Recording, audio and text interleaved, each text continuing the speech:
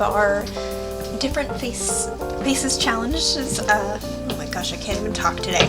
Oh goodness, sorry, my dog is very excited because it is raining and we don't like it.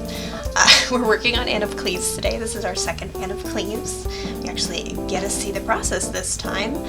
Today, this is not probably anyone's favorite Anne of Cleves portrayal, nor is it a really easy one to even get images of. This is Jenny Bowes from Henry VIII and His Six Wives, 1972.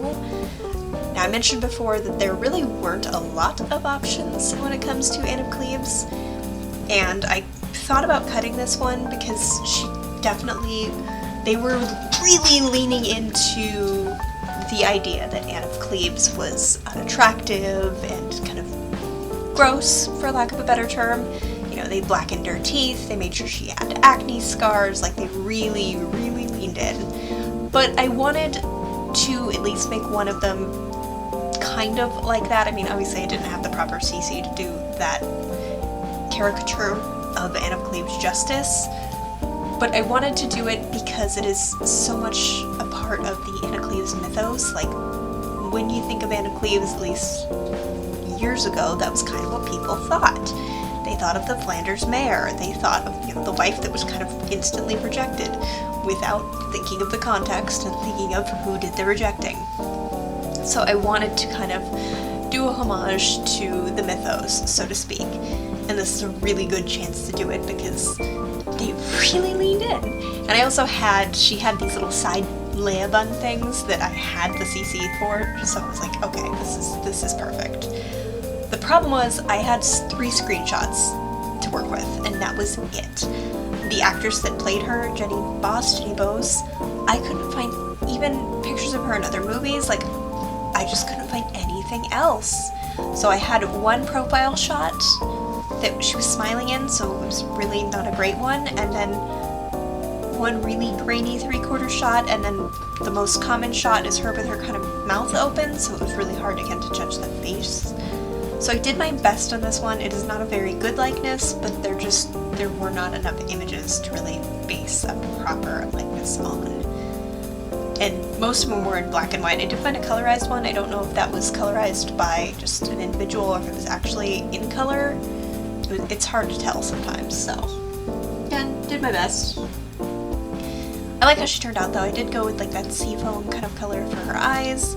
I do go with like a really yellow gold for the hair. The hair that I'm talking about is actually by Hat, Almighty Hat. It has a headpiece as well. I only have one recolor of it, so I had to make sure to get a dress, but thankfully I have a bunch of recolors of the actual Anne of Cleves dress, so it worked out. Oh goodness, dog. Oh. Sorry, there's a dog just like right here. She's right here. She is involved. Yeah, overall, I mean, I think I did an okay job under the circumstances. So definitely let me know what you guys think, and also just in general what you think of like the Anne of Cleves mythos, like the Flanders mare kind of thing. Like, some people still do believe that. Like, you'll find historians that really kind of have a hard time letting go of that. I've never really kind of believed it just because source material of her from pre-Henry VIII doesn't describe her that way at all, and I mean, I mean, I am not a professional historian, so I cannot definitively say, no, that was more Tudor propaganda from a very well-oiled machine that was very good at what it did, but I think that Henry did not get to choose his bride, and he was being a bit of a brat about it, and she did not respond the way that he wanted to when he met her. I will leave it at that, because it's a whole other thing, but that is my personal opinion. That said, I'm really looking forward to actually sitting down and watching Becoming Elizabeth. I haven't actually been able to watch it yet. Usually with shows like that, I wait until it's completely out before I watch it, because I like to binge watch things. I don't like to wait. I have no patience. Like, I think there's one show right now that I'm watching like that, and that is Trixie Motel. Oh no, and The Orville. I'm watching that as well. But yeah, I usually just wait. I'm like, I'll wait it out. You can see here I gave her freckles because I knew I didn't have acne CC. And the actress is wearing like some sort of prosthetic on her face anyways, so I gave her freckles because that would have been bad at tutor period anyways. I'm like, why do you have freckles? You are a princess, how dare you? So figured it worked. She is pretty cute though. I really tried to give her kind of a heavier jaw. The nose is a little bit wonky, which I think works. You know, the heavier eyelids, the weird sort of eyebrows that they don't look weird here, but I imagine when I do my genetics part of this challenge, those eyebrows are going to be weird because they're really small at the tips. Like the slider that I use, they're going to be weird. They're going to be weird. I was looking for acne face paint just in case. I do a couple cuts just because I was scrolling looking for things and you didn't need to see it. And yeah, now I'm scrolling looking for my blue Anne of Cleves dress because I only have that headdress in blue. I really like it though. I think it's a really pretty headdress. It's based on Braveheart, I think from the 80s. It's a solid headdress. I remember when it came out, it was everywhere. Like, that was when I first started like realizing I could have a medieval Sims game.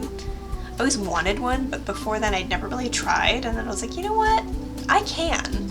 People are starting to make the CC, and let's just do it. I will always fondly remember that moment. I don't know why before then I just have always been convinced that it wasn't possible. I don't know if you guys have any particular piece of CC that was like the moment when you're like, nope, this is it. This is going to be the moment. This is the dive into it. I'm curious if anybody else either had the same piece of CC that did it for them or it was a different one. But for me, it was this hair and headdress all the way. Okay, we're just about done. Except we got a couple more Anne of Cleves to go, and then we'll do the genetic portion of the challenge. And then we're on to wife number 4. Or no, not number 4, oh my goodness. Wife number 5. We're on wife number 4 now. We are on to my dear Catherine Howard, who is my favorite, I will admit it. And yeah, we're almost done with the wives. It's crazy. I'm not sure if I'm going to do another historical figure after that. Just been doing the wives for so long, I don't know if I plan on doing it, but we'll see. So thank you so much for joining me. Definitely give this video a like if you enjoyed it, and I'll see you in the next one.